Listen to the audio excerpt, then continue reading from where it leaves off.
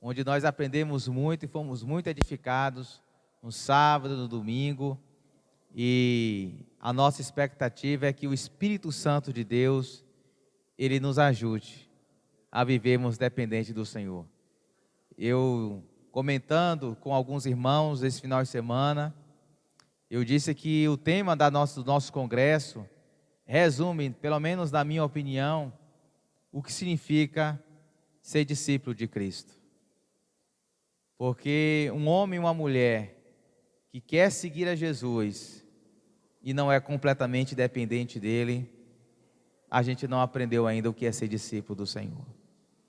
E que Deus em Cristo faça isso no coração das mulheres, e não somente das mulheres, mas dos homens, dos jovens, dos adolescentes e das crianças dessa igreja. Meus queridos, eu gostaria de dar um rápido aviso.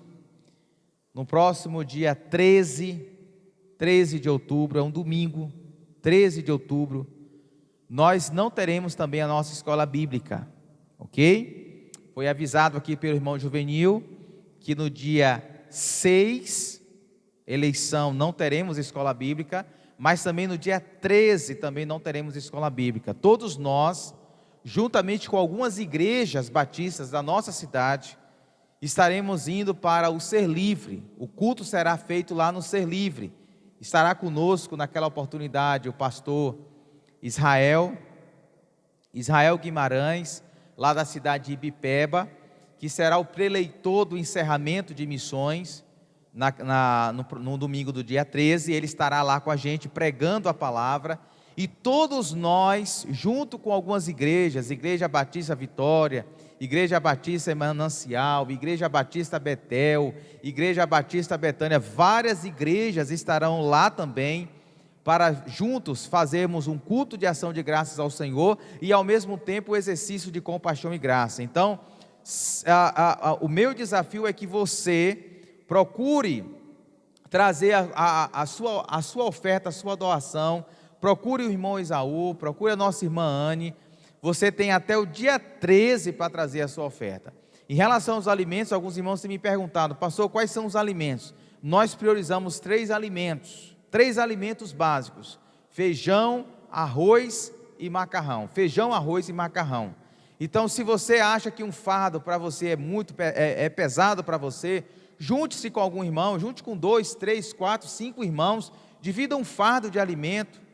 Vamos fazer o exercício de compaixão e graça, vamos fazer da generosidade, meus irmãos, um estilo de vida da nossa igreja, amém? Os irmãos entenderam? Dia 13, viu? Não esqueça não. Abra aí a sua Bíblia, por gentileza, no Salmo 27, nós vamos terminar o Salmo 27, nós pregamos a primeira parte do Salmo 27,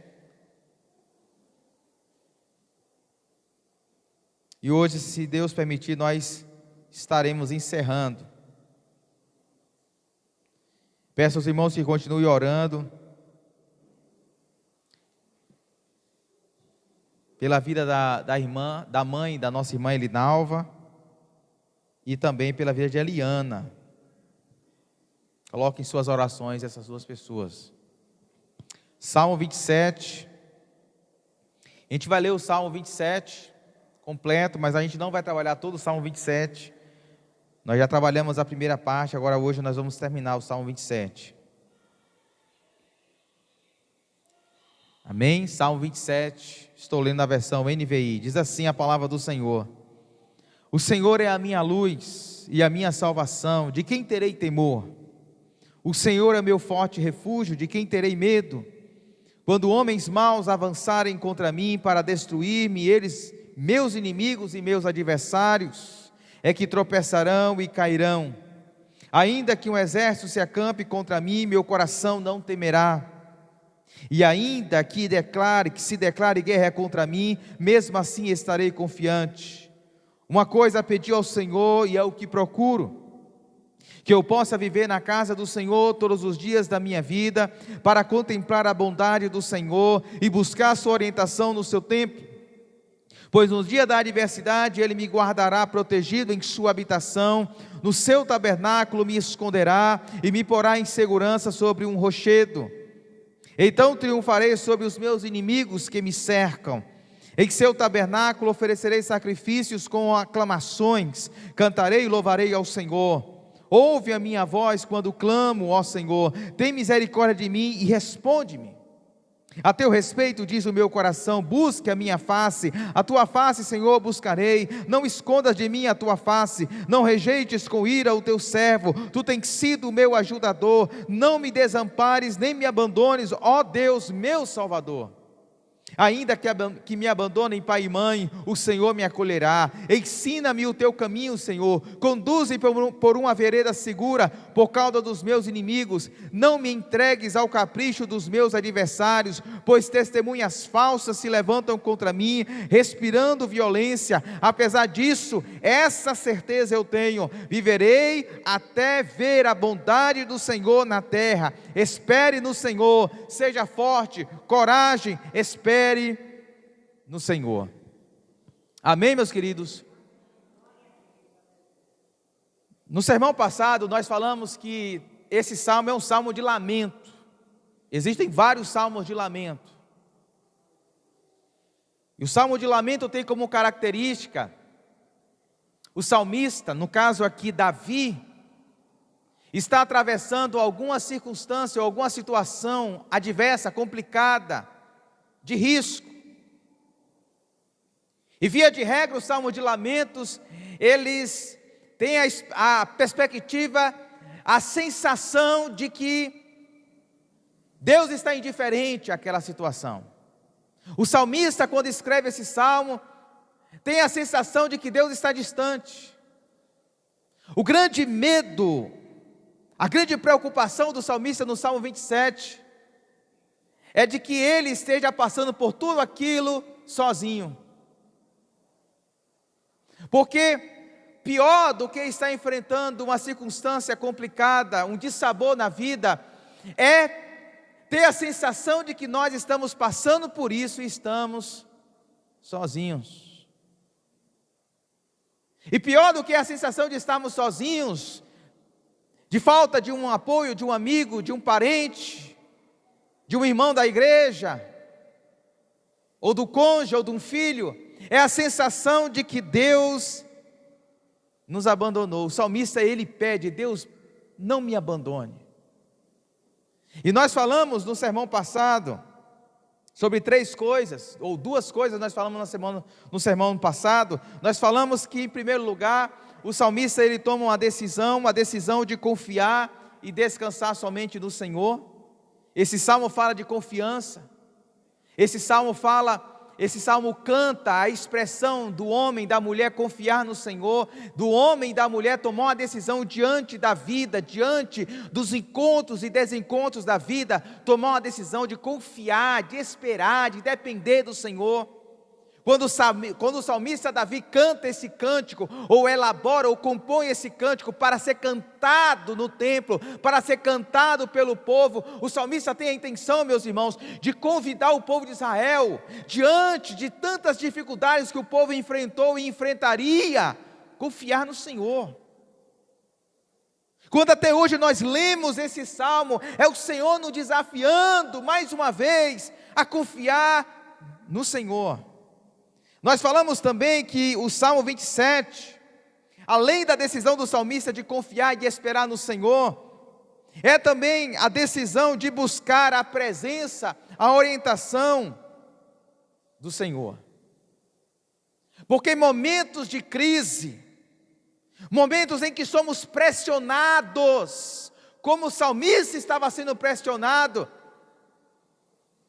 ele fala de exércitos que estavam se acampando, se entrincheirando ao seu redor.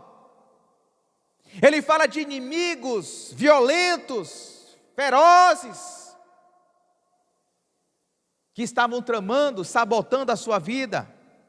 Em momentos de pressão, talvez as nossas pressões não sejam idênticas do salmista, talvez aquilo que nos pressione hoje, nos nossos dias, sejam outras realidades, sejam outras circunstâncias, mas a ideia é que momentos de pressão são momentos em que, via de regra, nós somos tentados a agir conforme o nosso próprio entendimento. Momentos de pressão são momentos em que revelamos, em que colocamos para fora quais são os valores que norteiam e orientam as nossas vidas.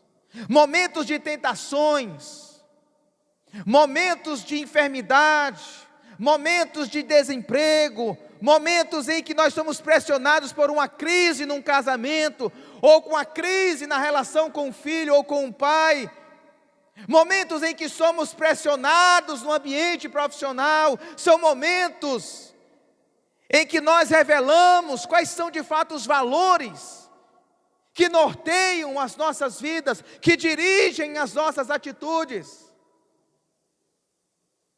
Em momentos que Davi está sendo pressionado, ele busca a orientação de Deus. O texto é claro, o texto ele fala, olha, no verso de número 4, uma coisa pedi ao Senhor, e é o que eu procuro. Pedir e procurar, são dois verbos que a gente nunca poderia separar. Às vezes a gente pede, mas a gente não procura. Às vezes a gente pede, Deus abençoa o meu casamento, restaura o meu casamento, mas a gente não procura, de fato, agir para que o nosso casamento seja restaurado. Uma coisa eu pedi, e aqui eu procuro, e o que ele procura é estar, que eu possa viver na casa do Senhor todos os dias. Para quê? Para que Davi anseia estar na casa do Senhor? Por estar, ele diz, para contemplar a bondade do Senhor e buscar a sua orientação no seu templo. E hoje, nessa noite, eu gostaria de trabalhar dois outros aspectos desse salmo. Em primeiro lugar, nessa noite, o salmista expressa o seu desejo, não somente por orientação do Senhor, mas ele clama pela proteção do Senhor. Veja comigo o verso de número 5. O verso de número 5 diz assim: pois no dia da adversidade, Ele, Deus, me guardará protegido em sua habitação. No seu tabernáculo me esconderá e me porá em segurança sobre um rochedo. O salmista, ele expressa a sua confiança em Deus, a sua dependência em Deus, a sua expectativa pelo mover de Deus. Ele quer responder a essas adversidades, a essas circunstâncias, debaixo da orientação de Deus. Ele quer ser orientado por Deus, ele ser ensinado por Deus, guiado por Deus, conduzido por Deus. E ele faz tudo isso porque ele tem a grande expectativa e a grande esperança de que Deus está guardando a vida dele. A confiança da proteção, da segurança desse homem. Esse homem é um homem de guerra. Davi é um homem habilidoso. Davi é um homem que sabe manejar a espada. Davi sozinho venceu um gigante. Davi sozinho venceu exércitos. É um homem treinado, é um homem capacitado, é um homem habilidoso, talvez como nós. Nós nos achamos habilidosos, nós nos achamos espertos, nós nos achamos experientes. Nós nos achamos capacitados para lidar com essas circunstâncias, mas Davi nos ensina, meus irmãos, e ele quer ensinar o povo de Israel no seu tempo, e Deus quer nos ensinar aqui, porque por mais que nós tenhamos habilidades e capacidades, por mais que sejamos pessoas treinadas na vida, gente que já experimentou muito na vida, nós precisamos de fato confiar que é que Deus, e não nós, que está guardando o nosso casamento. É Deus, e não somos nós, que de fato tem o poder de proteger os nossos filhos, quando eles saem de casa, para estudar, para trabalhar. que é Deus quem de fato está protegendo e guardando as nossas vidas. Quando o médico chega para nós e diz: você tem uma grave doença, ou alguém da nossa família é diagnosticado com uma grave doença, nós precisamos confiar que é o Senhor que está nos guardando, que é o Senhor que está nos protegendo, e não a nossa capacidade e as nossas habilidades. Por mais que muitas das vezes Deus usa as nossas vidas, as nossas habilidades, as nossas capacidades, os nossos treinamentos, Deus faz como um meio para que de fato a sua proteção, a sua graça, a sua misericórdia, a sua bondade recaia sobre as nossas vidas. Davi tem consciência disso, meus irmãos, e ele busca a orientação, e ele busca a presença de Deus, porque ele entende que é Deus que vai guardar protegido em sua habitação, no seu tabernáculo. Ele me esconderá e me porá em segurança sobre um rochedo, sobre uma pedra firme. É Deus quem coloca você, é Deus quem coloca o seu cônjuge, é Deus quem coloca os seus filhos, é Deus quem coloca os seus pais sobre um rochedo, e o rochedo se chama Jesus Cristo. A única rocha que sustenta as nossas vidas diante dos ventos, diante dos vendavais, diante das tempestades da vida, se chama Jesus Cristo. Tudo mais que nos promete segurança, tudo mais que nos promete proteção, não passa, meus irmãos, de areia.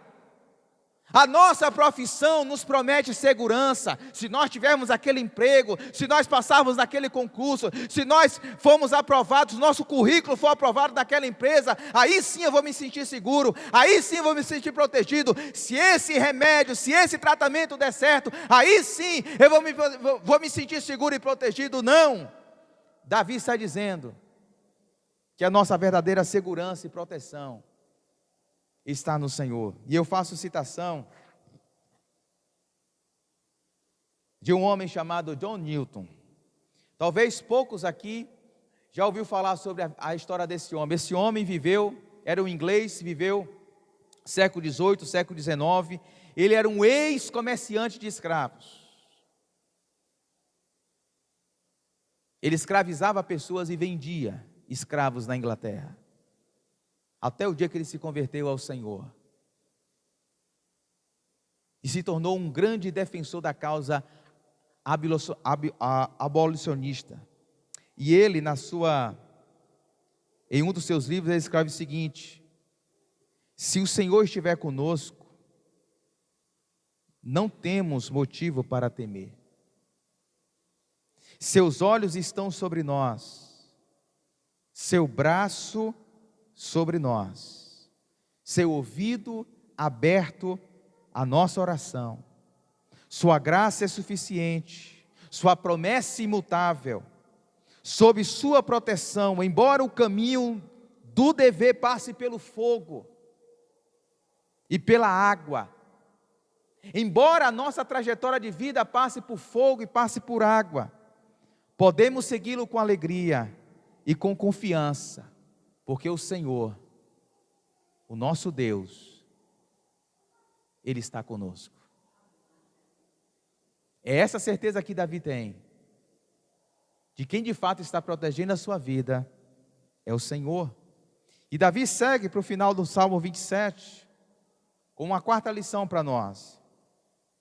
Além da sua confiança estar em Deus, de que Ele é protegido, de que Ele é guardado pelo Senhor, Davi encerra o seu salmo escrevendo o seguinte, ou ensinando para nós, a decisão de esperar com firmeza a intervenção do Senhor. O verso 13 e o verso 14, o salmo termina dessa forma, meus queridos. O salmo de lamento, ele tem essa característica, ele termina sempre com uma palavra de esperança, de expectativa pela intervenção do Senhor. Ele diz o seguinte: apesar disso o que ele escreveu no verso 12, para que o Senhor não entregue aos caprichos dos seus adversários. Ele diz, apesar disso, apesar de ter muitos adversários, apesar de ter muita perseguição, trama, para sabotar a vida de Davi. Davi foi um homem sanguinário, Davi foi um homem que constantemente lidou com a guerra, lidou com a morte. Apesar disso, essa certeza eu tenho: viverei até ver a bondade do Senhor na terra. E aí então vem o verso 4, que é um desafio. Na minha versão, pelo menos, termina com um ponto de exclamação. E o ponto de exclamação, você sabe o que significa. Ele está gritando aqui, ele está convidando os seus leitores. Davi não está apenas afirmando, ele está exclamando, ele está gritando, ele está vociferando, ele está dizendo: olha, espere no Senhor, seja forte, coragem, espere no Senhor. É isso que Davi está dizendo. Ele está convidando os seus leitores, ele está convidando o povo de Israel a cantar junto com ele esse cântico, dessa esperança, ou dessa expectativa de ver a bondade do Senhor se manifestar na terra. Ele está dizendo: eu vou viver, os adversários estão ao meu redor, os adversários estão entrincheirados à minha volta, mas eu tenho uma certeza, eu tenho uma expectativa, eu tenho uma esperança. Eu vou viver até ver a bondade do Senhor na terra, na minha vida, na minha casa, na minha família. E aí então ele convida os seus leitores: espere no Senhor, seja forte. Porque, meus irmãos, esperar pelo Senhor demanda força, não é uma força física, não. Esperar por Deus, por um Deus que a gente não consegue tocar, um Deus que a gente não consegue perceber com nossos sentidos, colocar uma situação diante de Deus e esperar de fato no Senhor, demanda força. E não é força física, não é ter músculos biológicos, é ter uma força espiritual. Porque, via de regra, a nossa tendência não é esperar. Não era a tendência da época de Davi. O povo de Israel, leia a história do povo de Israel e você vai ver que diante das crises, diante da fome, diante das intempéries da vida, o povo não esperava no Senhor, ia buscar a Baal, porque Baal tinha uma escultura, tinha uma estátua, eles conseguiam pegar, eles conseguiam tocar, eles não conseguiam esperar pelo Senhor. Bastou Moisés passar 40 dias no monte e eles construíram um bezerro de ouro. Eles precisavam ver, tocar em algo. A nossa tendência não é esperar. Nós vivemos numa cultura imediatista. Nós vivemos numa geração onde as pessoas não conseguem esperar 15 segundos num semáforo. Nós vivemos numa geração onde as pessoas não conseguem esperar 10 pessoas à sua frente, numa fila de um banco. Nós não somos treinados a esperar. A gente não gosta de esperar. Esperar dói. Esperar machuca. E quando nós revelamos o nosso imediatismo, sabe o que é que nós estamos revelando para Deus? Que nós somos frágeis, como uma criança. Porque crianças é que não conseguem esperar. Prometa algo para uma criança, e enquanto você não der o que você prometeu, ela não lhe deixa em paz.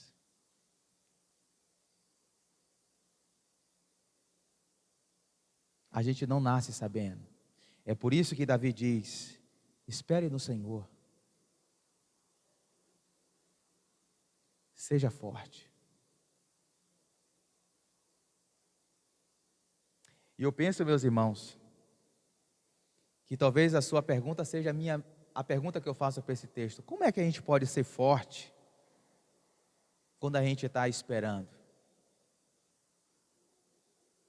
Quando a gente está na fila de espera, que a gente não vê a resposta daquilo que nós estamos entregando para o Senhor, como é que a gente pode ser forte? Ou como é que a gente pode se fortalecer? Eu diria que duas práticas espirituais que nos ajudam a se fortalecer e nos ajudam a esperar é a meditação bíblica e a oração. Porque a meditação bíblica fortalece a nossa mente e o nosso coração para confiar em conhecer quem é Deus. Porque quando nós conhecemos quem é o nosso Deus de fato, a nossa fé fortalecida, a gente consegue esperar. Foi assim com os grandes homens e mulheres de Deus na história. E quando a gente ora, nós somos treinados a entender, a perceber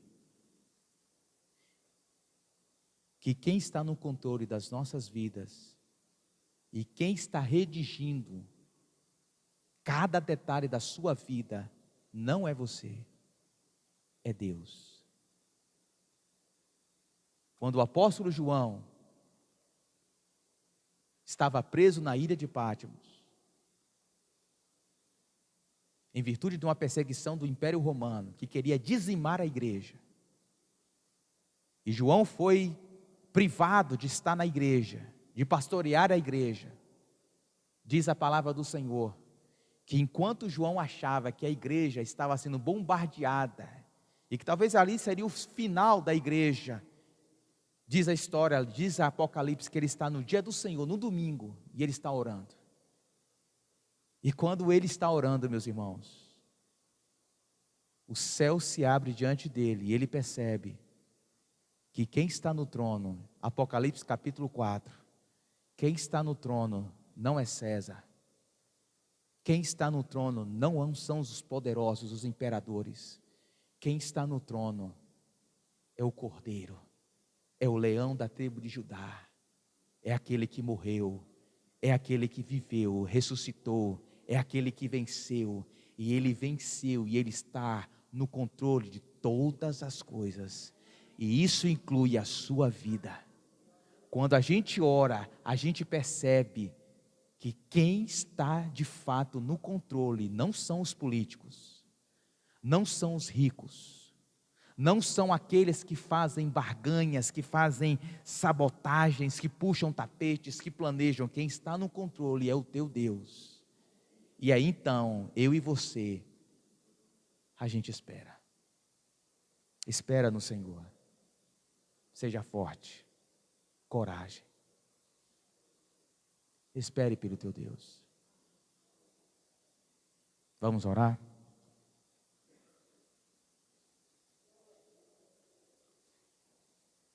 Peça isso ao Senhor. Todos nós temos coisas que nós estamos esperando.